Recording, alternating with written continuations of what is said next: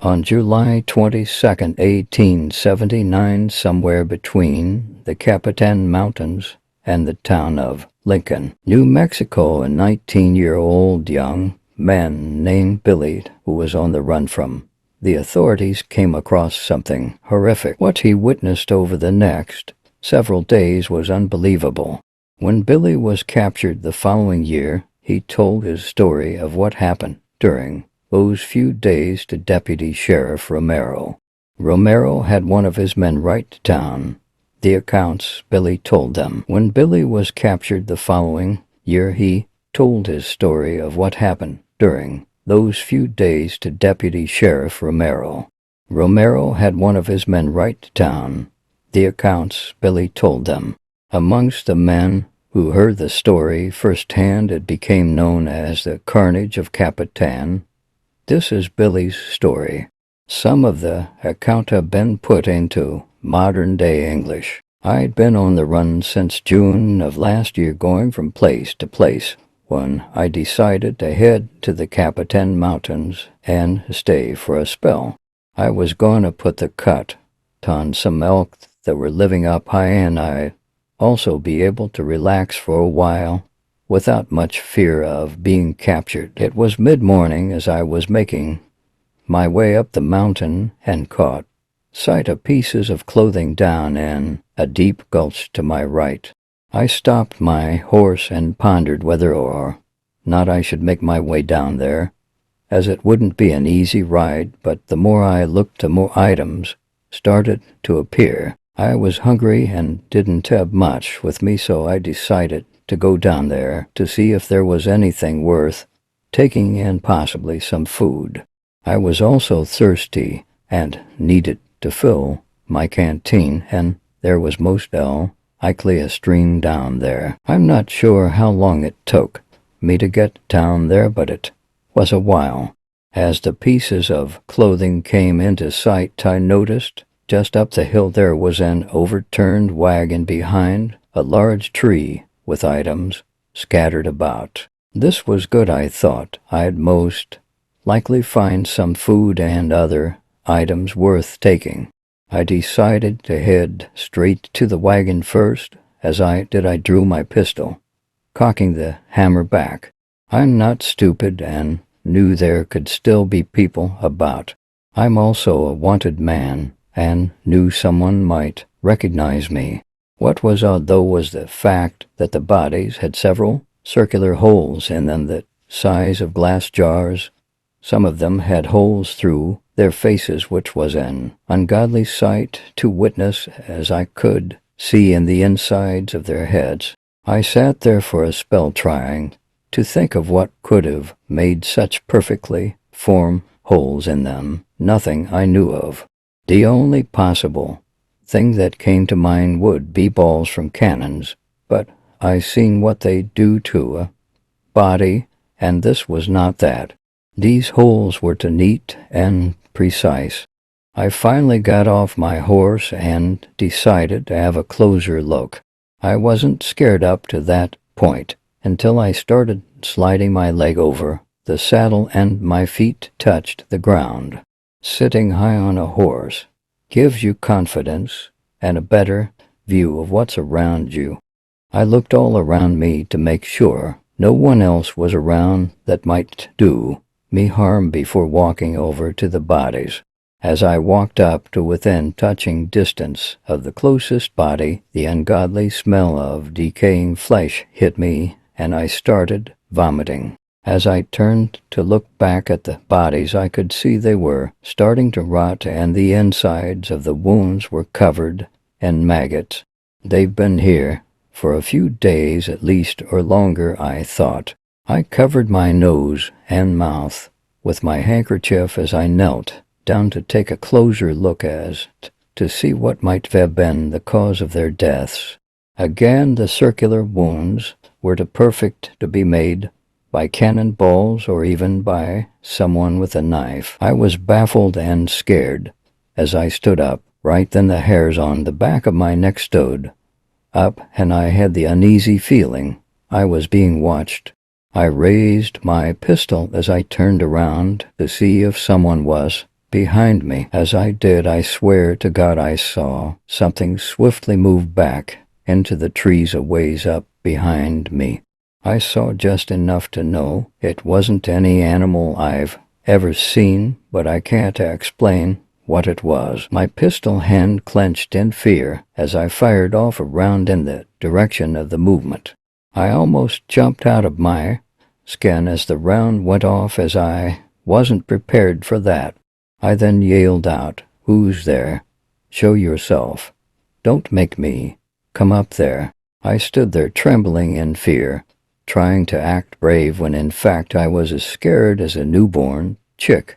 I knew I needed to go see what the movement was to be sure, but I also know a thing or two about self-preservation. I knew whatever it might be the same thing that killed those folks. I stood there, pistol in hand, staring up the hill for the longest time, waiting to see if whatever it was might show itself.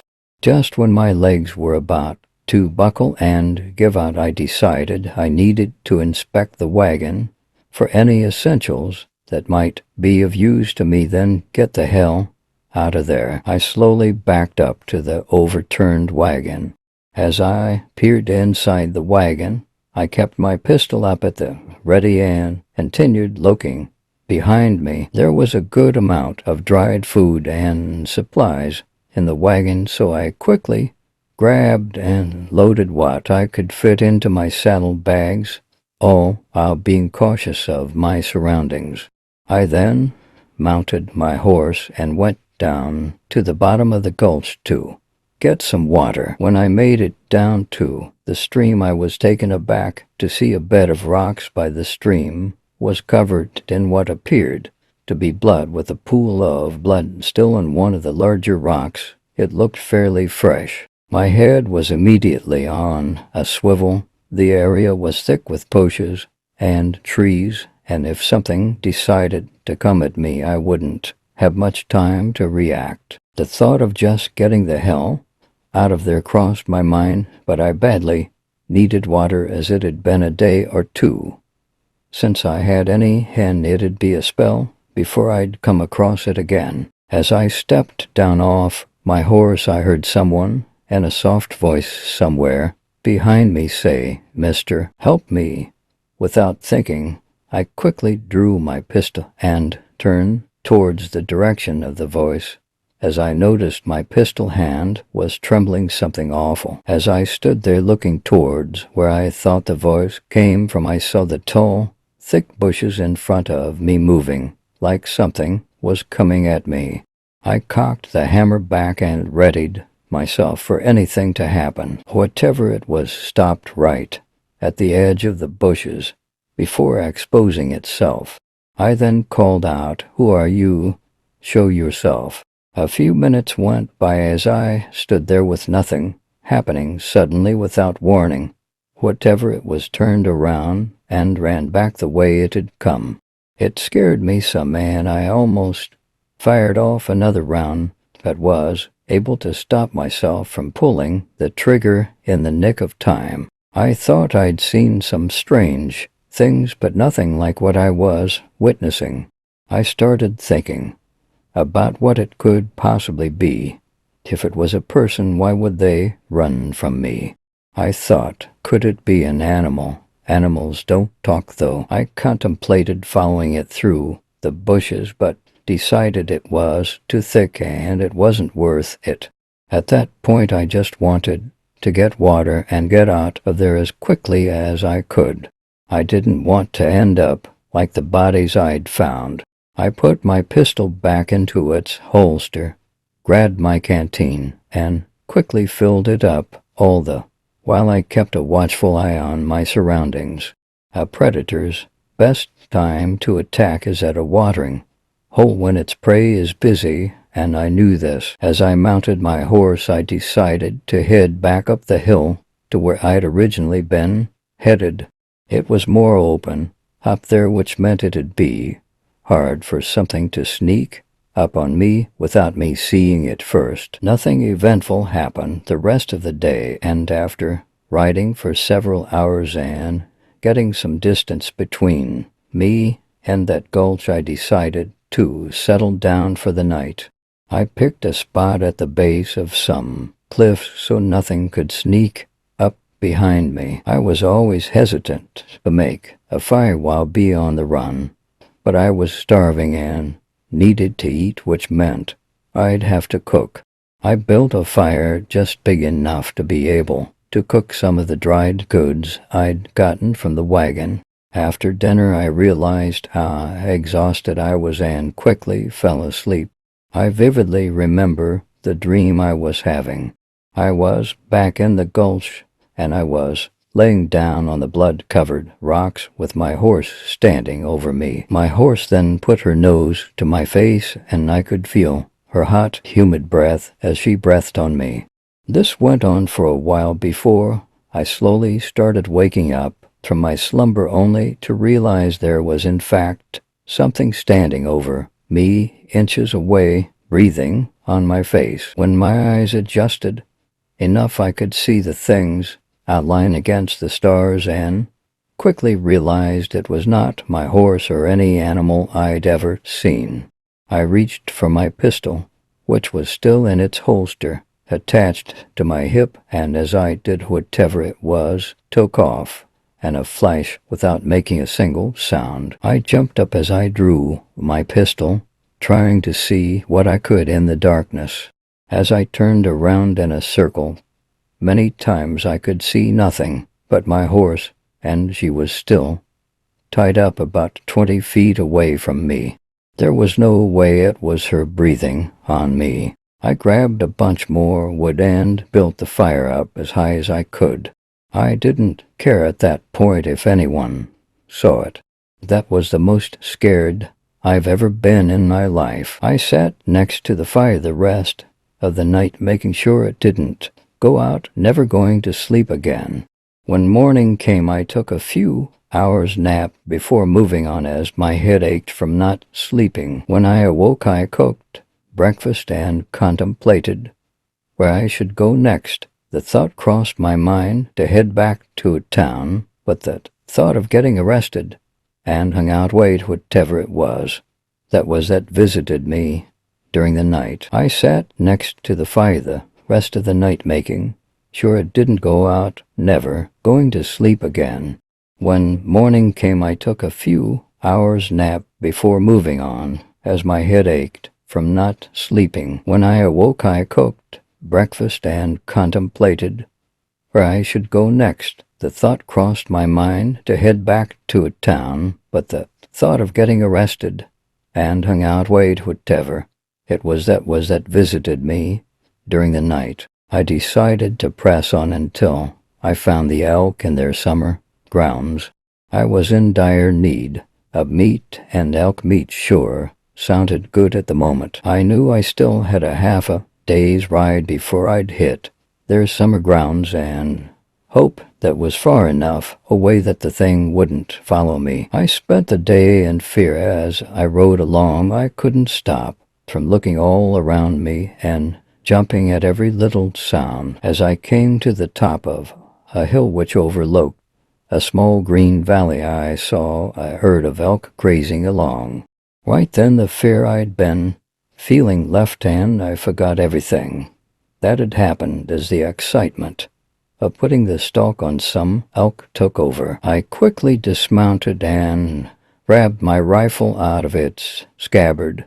I tied my horse to a tree and started stalking the elk through the trees. All I needed was one elk, and I'd have enough meat for quite some time. Luckily, the wagon had a good-sized bag of salt that I'd grab, so I could preserve the meat, which meant I could stay in the mountains for a spell. It didn't take me long to put down a good-sized bull, being the elk were undisturbed and not spooky. I spent the rest of the day cutting and processing the elk meat. Elk are huge animals, and I had a lot of meat, so I wasn't going to go very far, so I made camp fairly close to where I'd killed the elk. I planned on staying in that spot for a time and didn't really know when I was going to leave.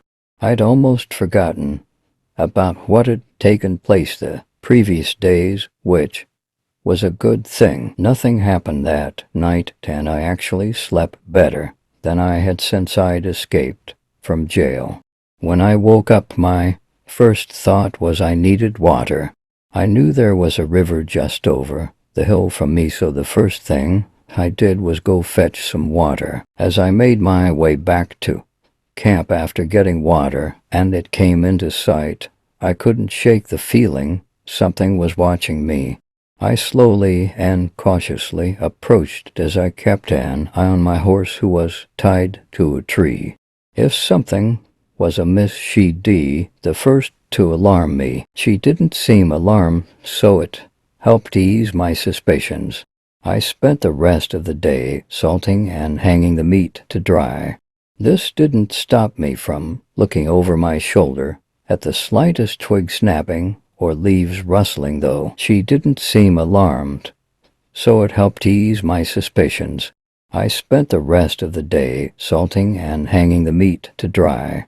This didn't stop me from looking over my shoulder at that slightest twig snapping or leaves rustling, though. When nightfall came, I again decided to build a big fire that would hopefully burn all night.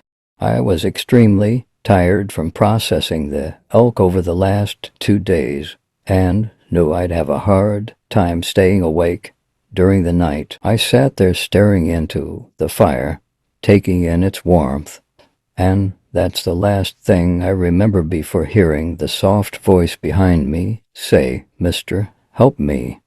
My first thought was, oh hell, I fell asleep. Something then grabbed that collar of my shirt from behind and sent me flying through the air. I hit a pine tree, then started falling as I hit the branches on the way down. As I laid there on the ground wriggling in pain, I heard the horrific screams of my horse. It took a bit before I was able to stand up, all the while she screamed out. I'd never heard a horse scream like that before. It was hideous. Once I was able to stand, I took off running in the opposite direction. I wasn't even sure which way I was running, but I happened to run straight to the river that was just beyond the hill from my camp. Once I hit the river, I followed it along, going up and away from my camp. I ran and ran until I fell down from exhaustion and passed out. When I came to, the sun was hitting me, and several flies were staking claim to my face. As I sat up, I could feel sharp pain go through my back and could feel just how sore I was. My entire body ached with pain. I remember staring at the river for the longest time, replaying the events from the night before. I had some decisions to make. Walking back down to a town would take a long time, but I also dreaded going back to camp, and judging by the screams my horse made, I had my doubt she'd still be alive. Curiosity got the best of me, and I made the decision to go back to camp. I had to follow the river back down a ways, so it'd give me some time to think if I decided to change my mind. Once I made it to the spot where I'd need to leave the river and head straight to camp, I took a deep breath and said aloud, "All right, Billy, don't be yellow." I then slowly started walking towards my camp as I climbed the hill that overlooked my camp. As I made it to the top of that hill, I quickly began scanning the area. I could make out bits and pieces of my camp, but couldn't clearly see everything. I was scared to death as I continued walking towards it. When I got close enough to see everything, I said aloud, "What in the name of God happened here?" My horse's head had been cut off and was gone. It was nowhere I could see. What scared me the most were the circular holes through her body, just like the ones I'd see in the folks down in the gulch. I walked over to her body and knelt down to get a closer look, when to my shock and amazement I couldn't believe what I was seeing. There in the moist dirt were the footprints of what appeared to be a small child. What puzzled me, though, was just in front of the toes were the impressions of what looked like talons.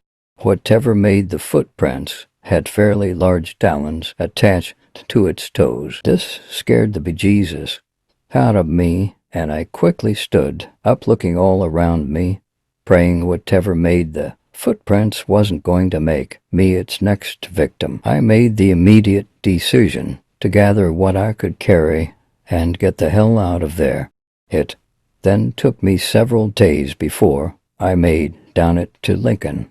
Once Lincoln came into sight, I waited until dark before going in, stealing a horse and making my way to San Patricio. I know you don't believe me, but I urge you to go to the gulch and see for yourselves. The bones of the settlers must surely still be there. Then you'll see I am not lying. A few days later, with directions to the gulch given to them by Billy Romero and some of his men, made their way there.